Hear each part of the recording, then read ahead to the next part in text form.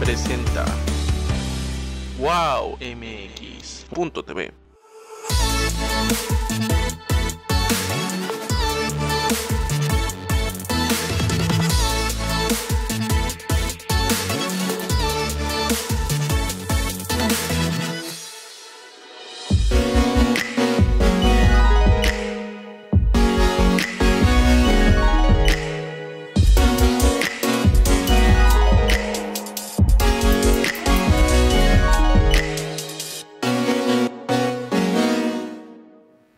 Hola amigos de En Tus Propias Palabras, soy Alejandro Ruiz y el día de hoy vamos a tener otro programa muy interesante sobre el Congreso Internacional de Análisis Económico. Si les parece bien, antes de entrar a las entrevistas, válgase la redundancia, vamos a ir directamente a la cortinilla.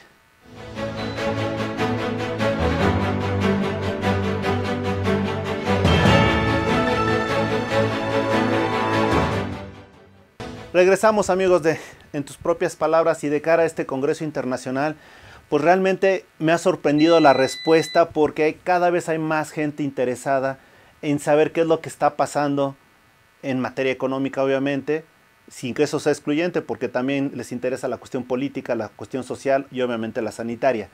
Pero ¿qué les puedo comentar? Estamos interesados y agradecidos de participar en este evento y primero le dejo la palabra al maestro Carlos Loaiza. Carlos, gracias nuevamente por estar con nosotros y pues, ¿qué te puedo decir? Gracias por hacernos partícipes de este evento. No, pues nuevamente, como siempre, muchas gracias a todos ustedes que dan la oportunidad de tener estos encuentros con especialistas en materia. Y bueno, el día de hoy tenemos dos destacados economistas, pero muy destacados. Estamos hablando en primera instancia del doctor Roberto Escalante Semerena. El doctor Escalante es economista, egresado de la UNAM, realizó una maestría en desarrollo agrario, posteriormente un doctorado en la Universidad de Londres. Tiene una currículum amplísima. Además de académico, pues al día de hoy es secretario general de la Unión de Universidades de América Latina, fue director de la Facultad de Economía, ha sido investigador y forma parte del Sistema Nacional de Investigadores. ¿Qué les puedo decir? Está con nosotros un gran amigo, un destacado colega, nuestro amigo Roberto Escalante, que en esta ocasión le pedimos que participe también de manera conjunta con nosotros al doctor Luis Alberto Araujo, quien también es economista, es maestro en ciencias en planeación agropecuaria y doctor en educación. Es catedrático de la Universidad de Yucatán, es miembro de la Sociedad Mexicana de Administración, investigador en economía, empresa agropecuaria y desempeño de capital humano. Es también dentro de la famosa UADY, Universidad de Yucatán, es maestro de macroeconomía, de programación lineal, economía de la empresa, en fin, tenemos a dos expertos en materia económica que evidentemente nos van a acompañar en el primer Congreso. Ya bienvenida a esta serie de programas rumbo al Congreso. Y bueno, además de poder contar con su destacada seguramente intervención, pues vamos a ir tomando con mucho cuidado los planteamientos para poder identificar sobre todo las propuestas que van a formar parte de nuestra memoria desde ahorita, en esta etapa rumbo al Congreso, lo que será el Congreso del 27 al 30 de septiembre, y lo que será el postcongreso, donde evidentemente de nuevo nos estarán acompañando sus colegas, tanto de aquí, del país, como de América Latina y de España. Pues muchas gracias por la oportunidad nuevamente, Alejandro. Buenas tardes a todos ustedes y propongo que iniciemos a la brevedad. Saludos. Excelente, Luis. Roberto, Luis, muchas gracias por acompañarnos. Y lo primero que me gustaría preguntar, y eso es algo que nos ha llegado mucho de parte del público, es, en estos momentos de crisis sanitaria por la pandemia, obviamente ha dado lugar a muchas situaciones que también han dado una posición extrema a las ideas de los países, a las tendencias políticas de los países y tendencias económicas.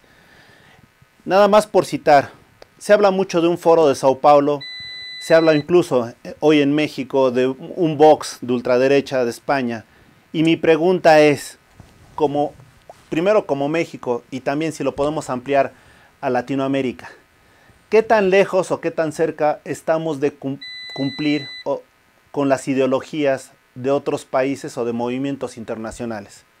¿Quién quiere empezar, Luis o Roberto? Roberto, bueno, ya que alzaste la mano, vamos contigo, Roberto. No, mi querido paisano, yo soy yucateco también, entonces... Claro que sí, claro que sí, doctor, adelante. Bueno, no, yo creo que afortunadamente estamos lejos de tendencias extremas, tendencias políticas extremas, como estas de Vox, que son realmente nefastas, así como otras que existen en muchos países, en la Alemania mismo, en Francia. Yo creo que en el periodo actual, con todos los desacuerdos que podamos tener con el actual gobierno, creo que está muy lejos, y afortunadamente lo digo, de las tendencias de este tipo de tendencias. Sin duda, yo creo que estamos con un gobierno de izquierda, ¿no? Yo, en lo personal, pienso que estamos en un gobierno de izquierda socialdemócrata, ¿no? Que tiene una vocación social, ¿no? Y como lo digo, estando claro de que hay muchas de las cosas en las que yo creo que el gobierno no ha tenido o no ha querido tomar decisiones que son necesarias para poder tener realmente una política social de fondo, estructural, sistémica, que pueda realmente sacar adelante las inmensas desigualdades que vive México y que vive el continente. No hay que olvidar que desde 1950 la naciente CEPAL de Raúl Prebisch ya hablaba de nuestra región como la región más desigual del mundo, ¿no? Y esto, lejos de haberse aminorado, por el contrario, en las últimas 3 o 4 décadas, ha tenido un proceso de profundización extrema, me parece, que es insostenible.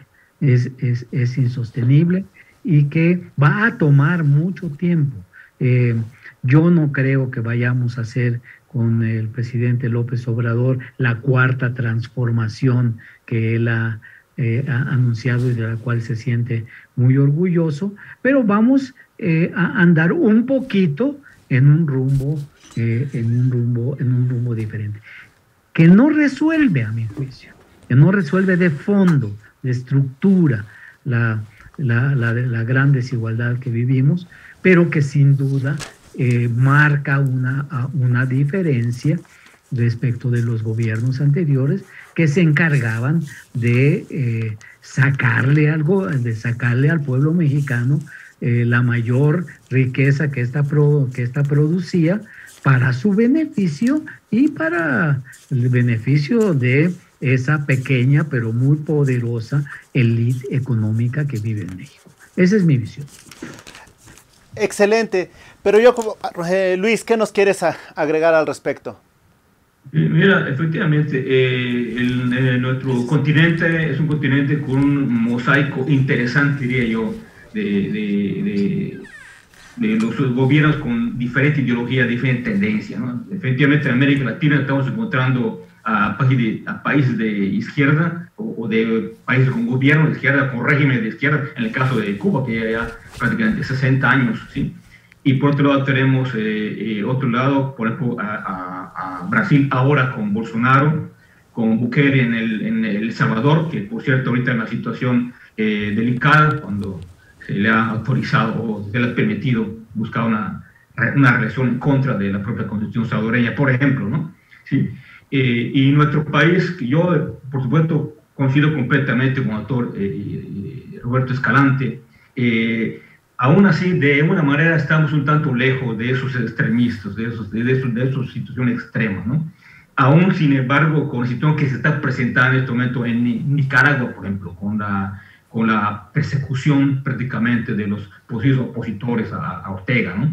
Que sí me parece algo para pensarse, algo para preocupar, creo que a mucha gente, a muchos países, lo que ahí está sucediendo, que ya es un caso extremo. Sin embargo, coincido en que en términos generales estamos lejos de esa posición extrema, ¿sí? Muy extrema, repito, aunque tenemos aquí en América Latina casos como Bolsonaro, por ejemplo, que inclusive se ha declarado inclusive en contra de personas con diferentes preferencias sexuales, por ejemplo, ¿no? Que ya es intolerancia esto, llegando a los extremos, ¿no?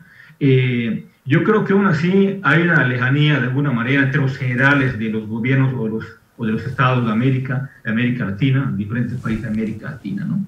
En el caso particular de nuestro país, ¿sí? Creo que el actual presidente, con una ideología de izquierda, por supuesto, preocupado, yo creo que sinceramente por los pobres, sinceramente por ayudar a esa población, yo creo que ningún mexicano podría estar en desacuerdo con lo que el presidente tiene como bandera, ¿no? En lo que sí hay un desacuerdo seguramente es en la manera de hacerlo. Sin embargo, aún así, si nos vamos al análisis general, el actual gobierno de ninguna manera se le puede tirar de extremista. No había una persecución en cuanto a meter, por ejemplo, a los opositores a la cárcel, como han hecho otros países, ¿sí? Cerrar periódicos críticos, por ejemplo, ¿no? Y no lo ha habido.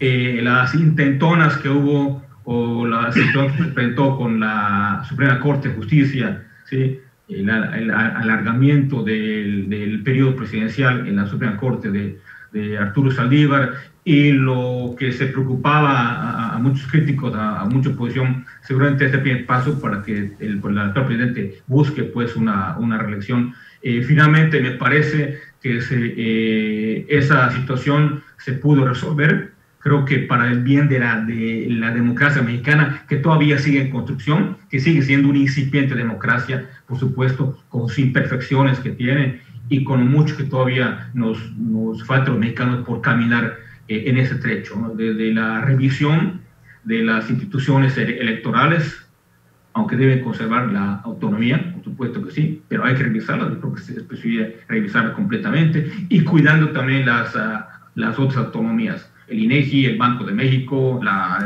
COFESE, esto tenemos que cuidar. Yo creo que aún así, dentro de esta situación, dentro de estos embates que ha hecho el propio presidente abiertamente en cadena nacional, aún así no ha habido esa manipulación o inmiscuirse directamente a tomar estas decisiones. Esa impresión me da. No lo ha hecho, espero que no lo haga, ¿sí? Se habla de que con el actual secretario de Hacienda va a ser más moderado. Vamos a ver si es cierto, si así lo hace, ¿no?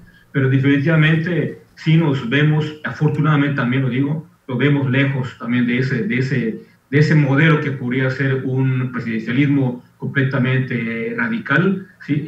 Autoritario completamente, que tenga dominado completamente el legislativo, que tenga dominado completamente el judicial. No lo estamos viendo, y eso es bueno para el país, es bueno para la democracia, para que se vaya construyendo por ese camino.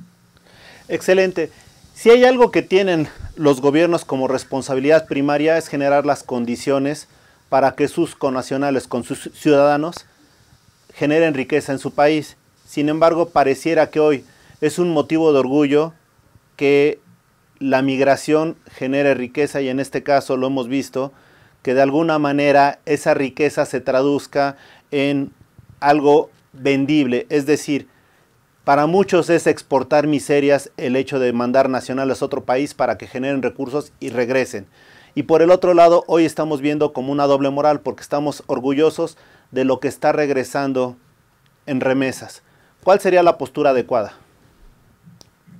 Bueno, sin duda, la migración no es nueva ni en México ni en el mundo, ¿no?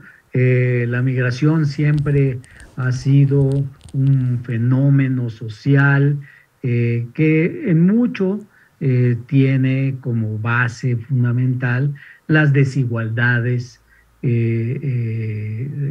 económicas, sociales, culturales.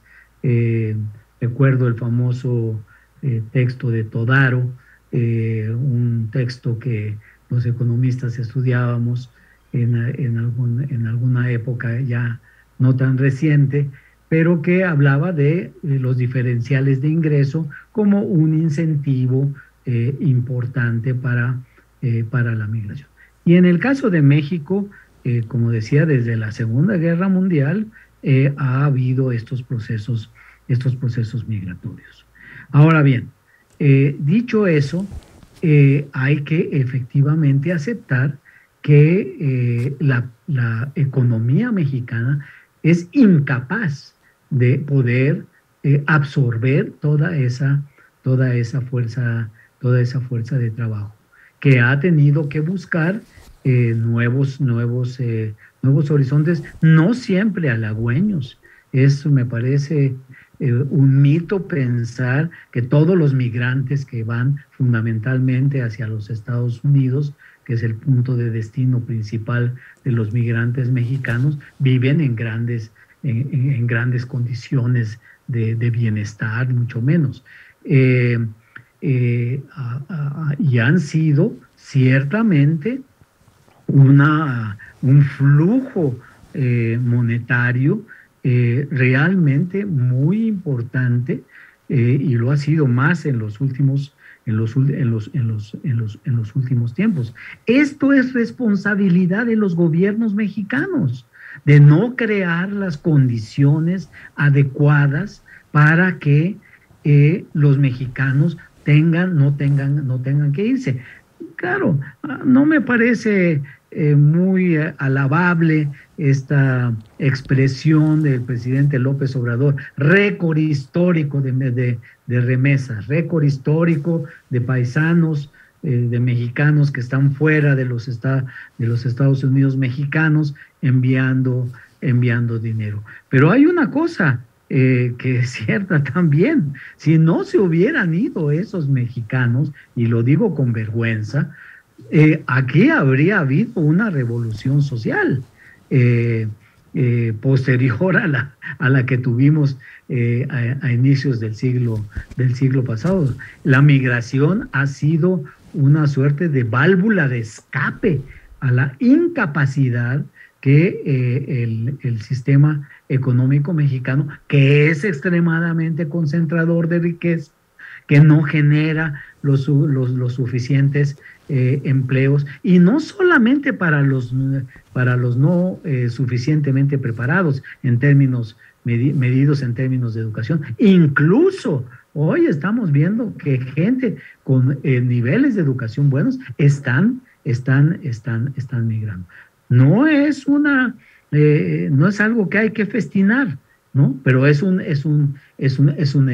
hecho real. Como lo es un hecho real para los colombianos, para los salvadoreños, para los venezolanos, hoy día para los cubanos, ¿no? Incluso también que envían grandes cantidades de dinero o cosas en especie para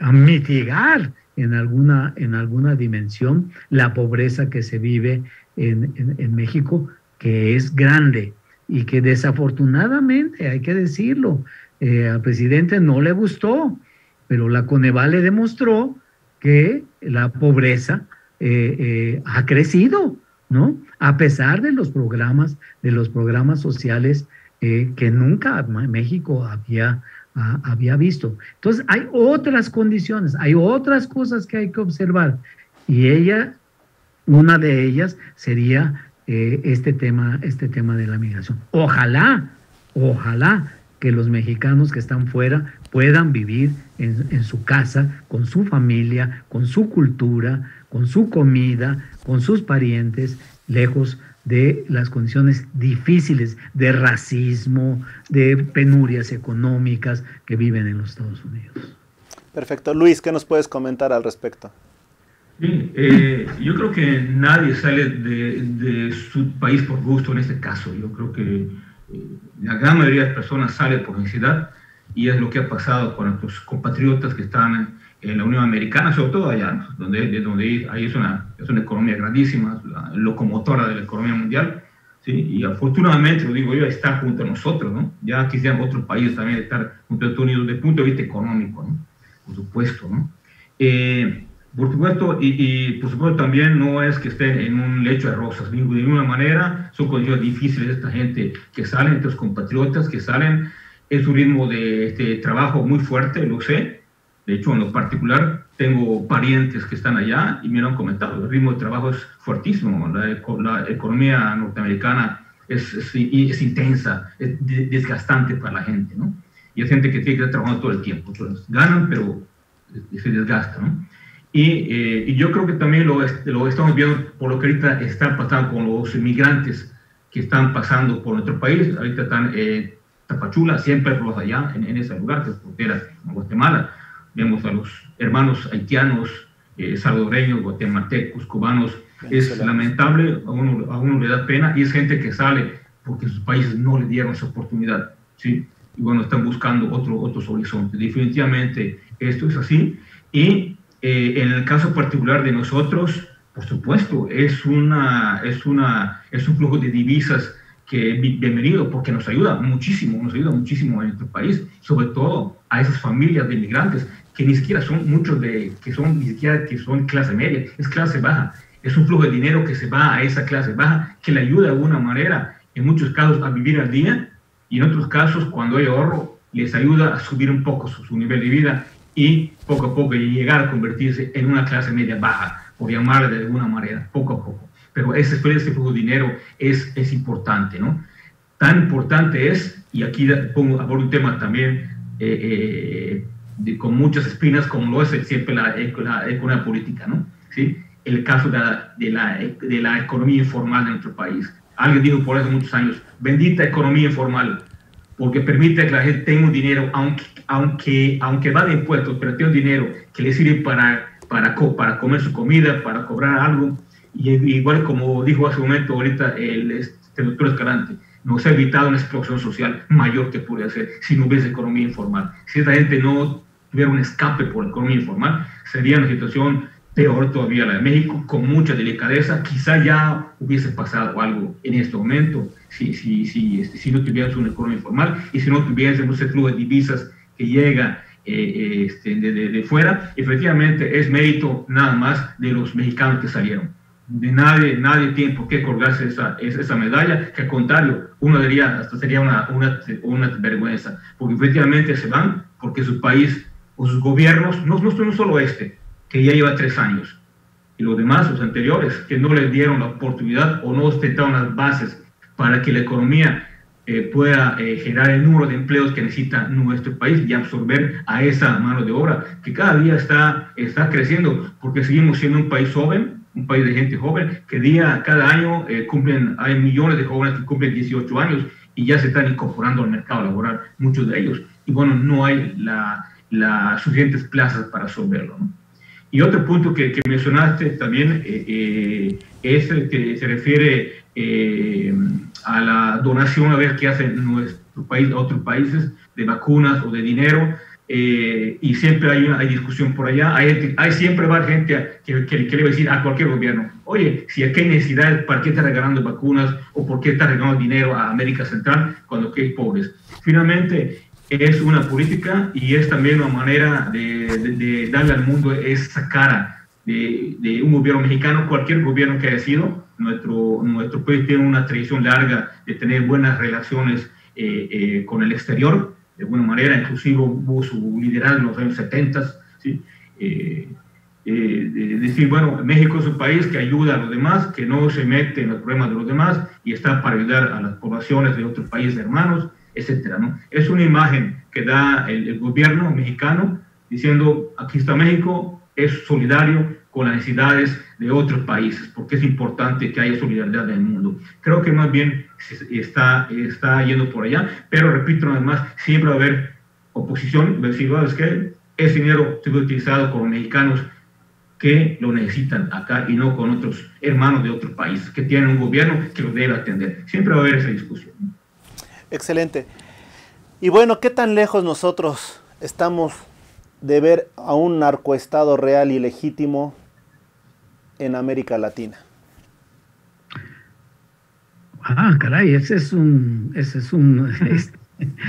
tema espinoso. Yo creo que hay un involucramiento de el narcotráfico y su acompañante casi inevitable del crimen organizado en los países. Bueno, sabemos, y en México ya, y cada vez hay una literatura más amplia que demuestra cómo infelizmente sectores del gobierno, y en algunos casos se ha hablado incluso de la propia presidencia de la República, de estar aliado con los narcotraficantes, ¿no? Yo creo que eso no ocurre solamente a nivel nacional, sino incluso ocurre a nivel estatal, ¿no? Hay ejemplos. Yo creo que lo que le ocurrió al exgobernador Aristóteles Sandoval de Jalisco probablemente ilustra algo de eso. El caso de el secretario de Seguridad Pública de México, García Luna, en la época del presidente Calderón, son conspicuos ejemplos de las alianzas que hay, que probablemente no son nuevas. El cártel de Sinaloa, por ejemplo, es un cártel viejo, ¿no? Tal vez el de los más antiguos, o si no el más antiguo de México, y que guardaba relaciones cordiales, si las puedo llamar así, con los gobiernos locales, en donde el asunto era hacer dinero y no violencia, ¿no? Bueno, Sinaloa vivía más o menos en paz, ¿no? Y se hacían pingües negocios con esto, y en Quintana Roo y en otras partes. Uno va a Puerto Vallarta, por ejemplo, donde se sabe, ¿no?, de la presencia del cartel de Sinaloa, este cartel de Nueva Generación, Jalisco Nueva Generación, y uno no percibe nada, ¿no? O sea, aparentemente las cosas están tranquilas, hay aparentemente un pacto, ¿no? Un pacto que da como resultado esto, de que no se meten con la población, ¿no? Pero los negocios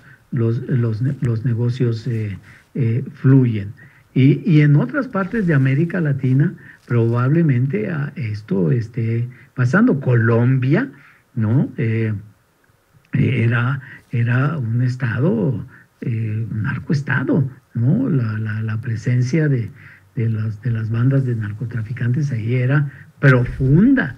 No hay que olvidar que Pablo Escobar fue incluso diputado de la Asamblea Nacional del Congreso en Colombia. Entonces yo creo que hay sí vivimos una etapa muy infortunada, realmente muy desafortunada de estas alianzas, que da como un resultado el número de violencia, el grado de violencia y el número de asesinatos dolosos, violentos que vive México realmente, si algo puedo yo decir, que es el problema de México, no es solo la pobreza, no es solamente la corrupción, es la seguridad.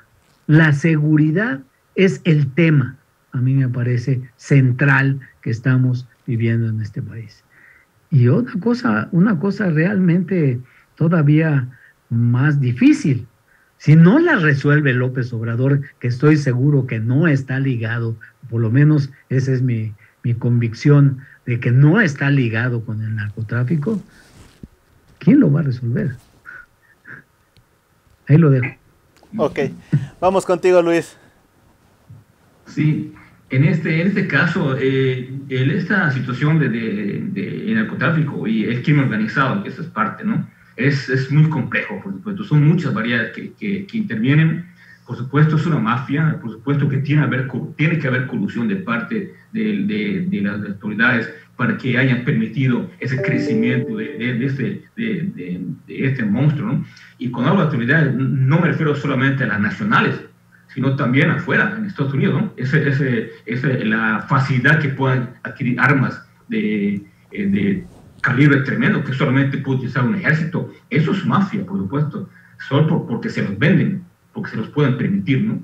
Sí, sin duda alguna, ¿no? Y eso ha habido un empoderamiento de estas criminales, ¿sí? Y bueno, no solamente eso, sino también cada vez con una crueldad mayor, que a uno preocupa muchísimo, ¿no? ¿Sí? No hay respeto por la vida realmente, ¿no? Y efectivamente eso es un pendiente que tenemos en nuestro país de hace ya muchísimos años, ¿sí? Probablemente la formación de los cárteles yo entiendo que data por ahí de la primer quinquenio de los 80, ya unos casi 40 años por allá, ¿no? Efectivamente, como dijo el doctor Escalante, quizá al principio, como, bueno, haces tú lo que quieras, pero no te metas con la población. El problema es que ahorita ya están metidos con la población civil, ¿no?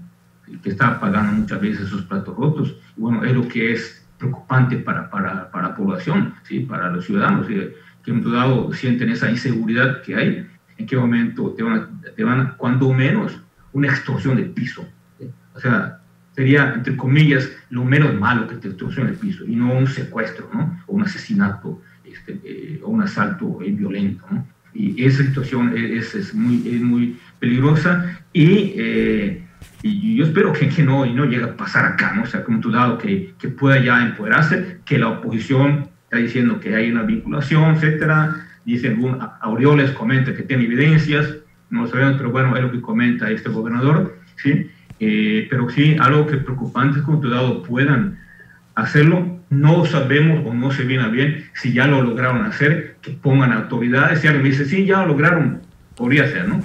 Pero que vayan más allá, empezar a poner gobernadores, senadores, diputados, inclusive a tu presidente de la República, es peligrosísimo, porque entonces ya estaríamos viendo un Estado copado ya por el crimen organizado, ¿no? Con todas las consecuencias nefastas que puede tener para la población de México esta situación, ¿no? Es un tema muy delicado realmente, ¿sí? Y bueno, aquí para atacarlo tendría que haber un cambio estructural, yo creo, completamente, una limpieza.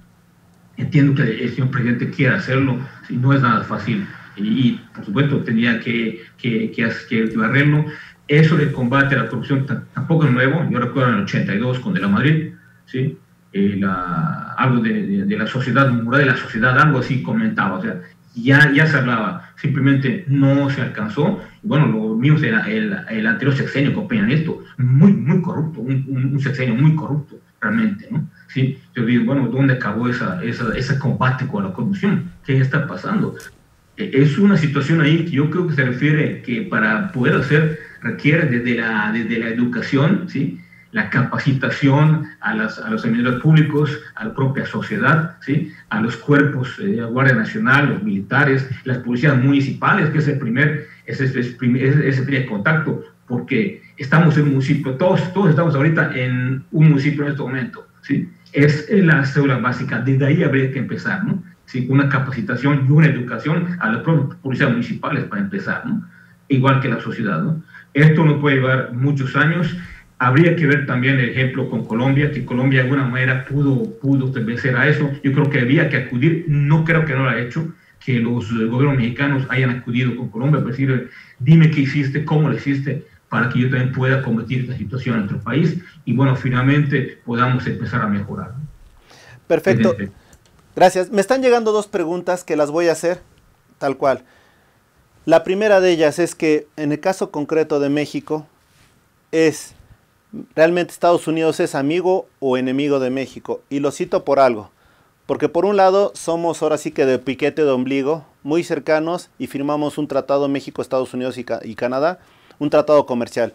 Y por el otro lado los demandamos por cosas que realmente pudieran ser hasta un tanto ridículas, que es por lo que es la producción de armas, ¿no? Y aquí hay una doble moral, porque por un lado vemos que uno de los grandes productores de armas es Rusia, y ni siquiera con el pétalo de una rosa les hemos llegado, con las AK-47, entre ellas, ¿no?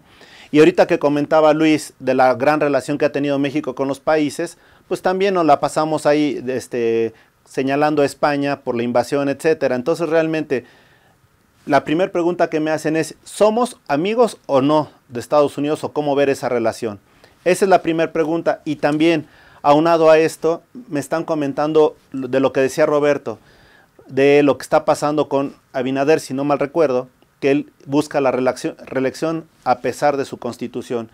Y es muy tentador para todos los países latinoamericanos buscar esa reelección, buscar legitimarse aún después de su periodo. Entonces, lo que me están preguntando es, ¿en México podemos desterrar esa idea? Y ahora sí, a ver Luis, te doy pie para cambiar un poquito. ¿Tú qué nos dices de esas dos preguntas, Luis?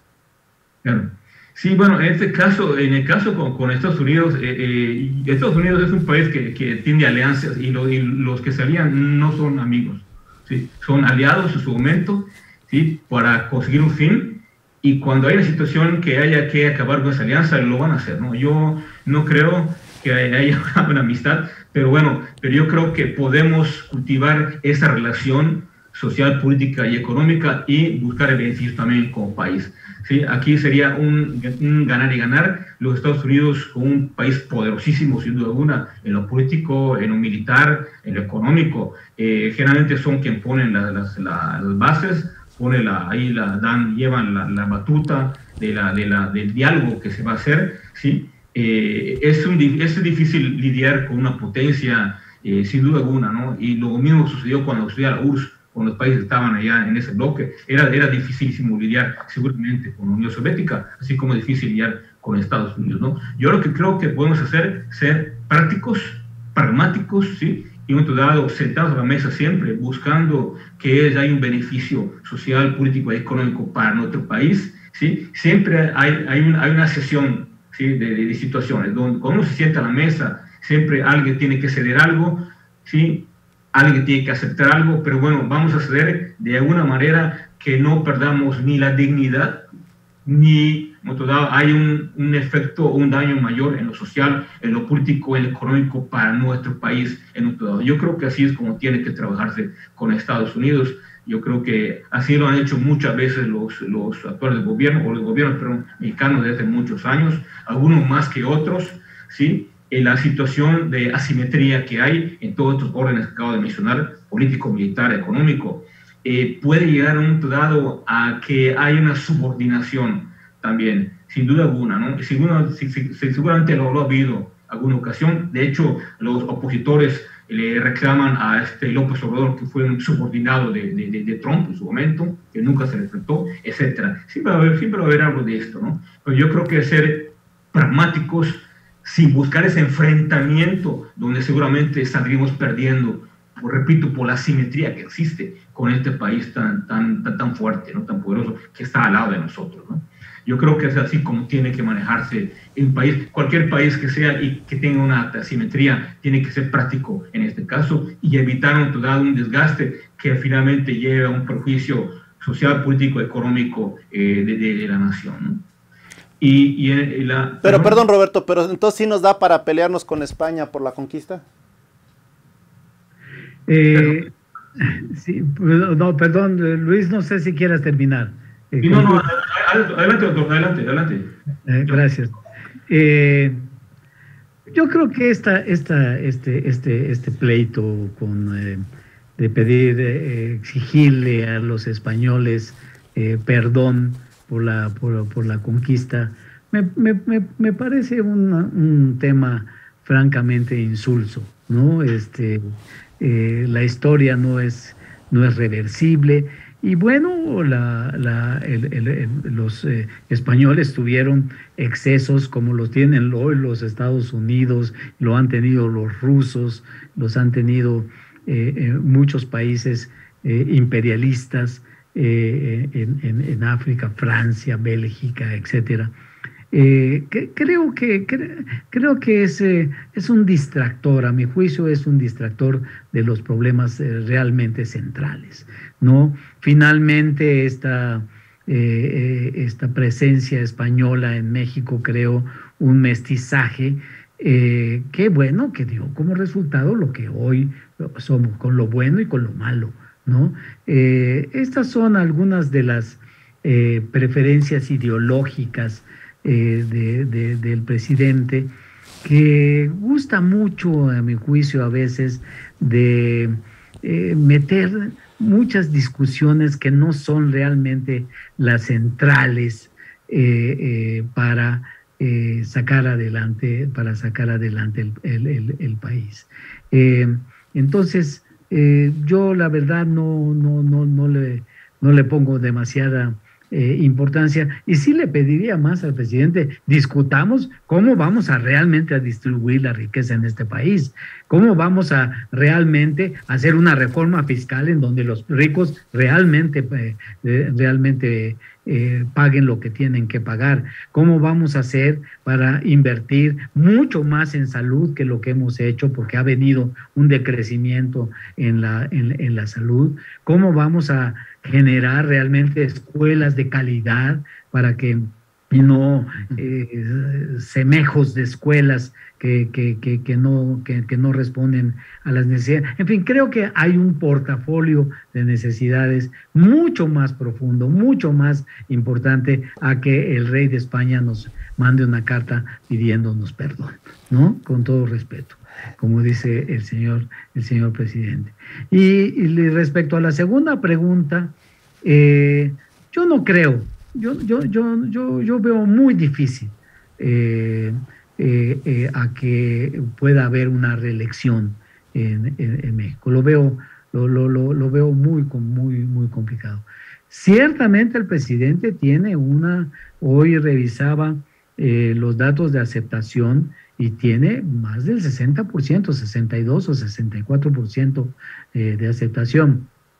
¿Qué podría ser alguna base para modificar? No, pero no existen las condiciones. Hay que cambiar la Constitución, en fin.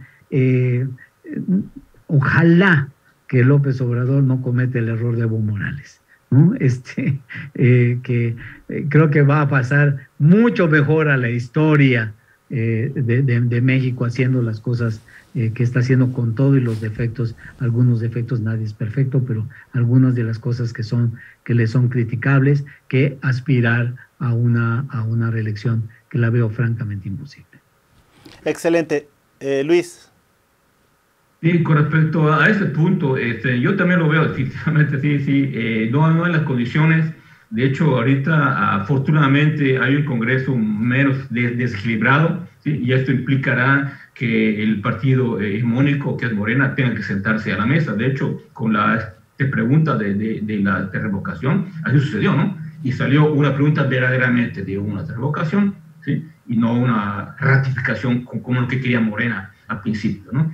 Y bueno, en ese caso, pues yo creo que habría que, si llegara a estar una situación donde hay un cambio en la Constitución que se le permitiera al presidente actual participar en el 2024, tendría que hacerse igual a lo que ha criticado. He dicho, no somos iguales, pero para eso tienes que estar en la mesa, ¿no?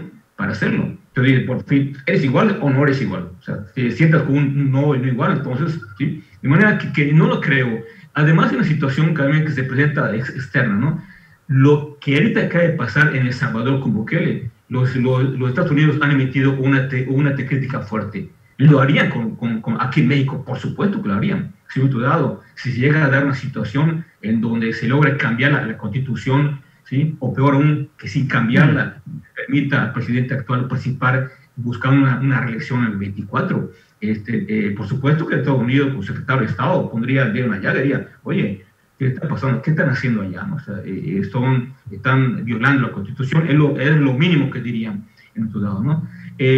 No me queda claro las aspiraciones de López Obrador, si lo buscaría o no lo buscaría, porque habla mucho de eso, ¿no? Y si alguien que no lo busca, ni siquiera lo mencionas, pero él lo menciona una y otra vez, lo menciona muchas veces, y la revocación es algo que él ha buscado, no el pueblo, realmente, ¿no? Está muy interesado en ese aspecto, ¿no? Pero bueno, yo espero que simplemente sea por ego, es decir, hubo una intentona de revocación y no me sacaron, y ya, pero no que busque algo más, ¿no? Yo también lo veo difícil, tendría que haber un cambio, espero, en la Constitución, si es que se va a dar, tendría que sentarse todas las fuerzas, y yo espero que aún así que no se logre, ¿no? Gracias. Nos quedan 8 minutos de entrevista y Carlos, ¿qué te ha parecido la charla de nuestros especialistas? ¿Perdón? ¿Qué te ha parecido la charla de nuestros especialistas, Carlos? Pues francamente, como lo señalaba desde un principio, haber tenido la posibilidad de contar con 2 especialistas es solamente pues muy importante, pero es algo que lamentablemente no ocurre con mucha frecuencia, algo que tendremos que estar procurando repetir a cada momento, no solo por motivos de que viene un congreso internacional, pero yo creo que este Congreso Internacional de Análisis Económico va a tocar temas muy, muy importantes que son del interés, evidentemente, de todos nosotros y de todos los latinoamericanos y españoles que van a tener la posibilidad de participar también por conducto de las universidades que lo representan. Pero ahorita han señalado algunos puntos, como era previsible, de demasiada relevancia para el caso mexicano. Cito un ejemplo: seguridad. Seguridad es algo fundamental que permite no solo gobernabilidad, sino que le da la posibilidad al ciudadano de tener pues ese punto de bienestar que dentro de su estrato económico pueda lograrlo. Y bueno, si hablamos de seguridad, y hablamos de salud, y hablamos, no sé, de crecimiento económico, pues nos tenemos que acercar a la parte del empleo, que lamentablemente no tenemos los que quisiéramos.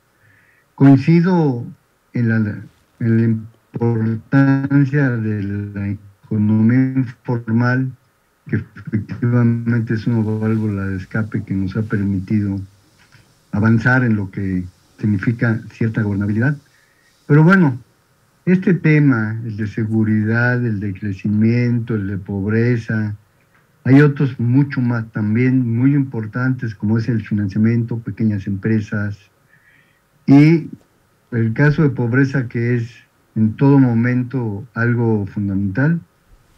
Pues yo insisto que este Congreso tiene la posibilidad de podernos transmitir por conductos de todos los que van a participar una serie de análisis, pero fundamentalmente propuestas. Lo que queremos es identificar aquellas propuestas que nos puedan llevar como economía mexicana a mejores niveles, pues no puedo decir de desarrollo, pero mejores niveles, por lo menos yo diría, de bienestar para todas las mexicanas y mexicanos que habitamos en este país. Es por eso, y no es que estemos aspirando ni mucho menos, pero sí quiero destacar que el Centro de Estudios de este primer Congreso Internacional, si una vez que concluya este Congreso, pues vamos evidentemente rumbo a los siguientes temas, a las siguientes prioridades, que va a ser la recuperación, empezar a preparar el segundo Congreso Internacional, pero lo más importante es que podamos identificar propuestas, fundamentalmente propuestas. Y bueno, yo aprovecho de una vez decirles que la Facultad de Estudios Superiores Aragón está empeñada en poderlo conseguir todo el tiempo, día con día. El Centro de Estudios Hacendarios, que me honro en coordinar, tenemos esa instrucción, que lo hacemos evidentemente por convicción. Y bueno, yo concluyo mi participación simplemente diciéndoles que como portador de un mensaje del director de la Escuela de Ingeniero Fernando Macedo Chagoya, decirles que este va a ser el primer Congreso Internacional, el primero de muchos más, donde vamos a estar analizando temáticas centrales para la economía mexicana, para la economía latinoamericana, y que esperamos poder contar pues con su participación. Más adelante les iremos dando todas las formas de conexión, pero bueno, fundamentalmente decir a nuestros amigos Roberto Escalante y Luis Araujo, que además de habernos acompañado en este programa de entrevistas previas del Congreso, ambos van a participar en el Congreso y, aunque no lo crean, y no, rumbo a la recuperación económica en cuanto a su análisis y el planteamiento de PROPIS. A ti mismo, Alejandro, y decirles que estamos complacidos de que nos estemos acercando cada vez más a este primer Congreso Internacional, que, insisto, nos va a dar, sin duda, un número muy importante de propuestas, esperando que puedan ser utilizables para mejorar las condiciones de bienestar en todos los estratos que puedan tener las mexicanas y los mexicanos de este país. Gracias. Muchas gracias, Carlos. Me permiten agregar una cosa. Adelante. Ojalá se pudiera invitar al presidente de México y pedirle que vaya con un poquito de menos terquedad, porque lo siento muy terco. Y creo que eso ayudaría a tener una mejor receptividad para hacer un mejor México. Ojalá que fuera posible. Ojalá. Bueno, nos quedan 3 minutos. Yo rápidamente les La pediría. invitación es que quede presente, que la invitación va a estar siempre presente. Ya no nos quedan 3 minutos. Rápidamente te pediría, Luis, Roberto, Luis, en sus propias palabras, ¿quién eres tú, Luis? Bueno, en este caso, un resumen de todo rápidamente, pues yo creo que hay muchos pendientes en nuestro país, hay mucho por hacer todavía para todos nosotros, académicos, políticos, la sociedad civil, por detrás de sus organizaciones, ¿sí? Y esto implicaría propuestas, como dice el maestro Carlos Loaiza Montanero, propuestas de cambio, propuestas con pies y cabeza, propuestas que sean viables y que de repente tengan como objetivo un bienestar para los mexicanos. Yo creo que realmente es lo que se busca, y como economistas estamos conscientes que nuestra ciencia, que nuestro campo de conocimiento es eso, ¿no? ¿Sí? Con sustento, con información veraz, ¿sí? Hacer propuestas que sean viables para beneficio social. Perfecto, Luis, en tus propias palabras, ¿quién eres? Luis Araujo, un investigador mexicano que trata de hacer bien las cosas. Excelente, Roberto. Pues bueno, yo creo que todos quisiéramos tener esa tranquilidad de que estuviera en el evento, pero sobre todo que muchos de las personas que están en el gabinete pudieran haber leído, no la mitad, la 1/4 parte de la biblioteca que nos presumes atrás de ti. Sería excelente. Seguramente lo han hecho. Bueno, yo diría que junto con mi querido director de la UADY, de mi muy querida país, Estado de México, Yucatán, del cual soy originario, diría que los intelectuales creo que tenemos la obligación de hacer propuestas. Concuerdo absolutamente plena. Pero creo que nos falta también luchar por ellas. No basta. No. Desafortunadamente no es suficiente. Hay que militar por ellas, y militar en el sentido de luchar porque esas se lleven a cabo y que puedan realmente tener una expresión. Las universidades en donde trabajamos los intelectuales, los académicos, tienen que tener pertinencia social. Si no tienen pertinencia social, no sirven.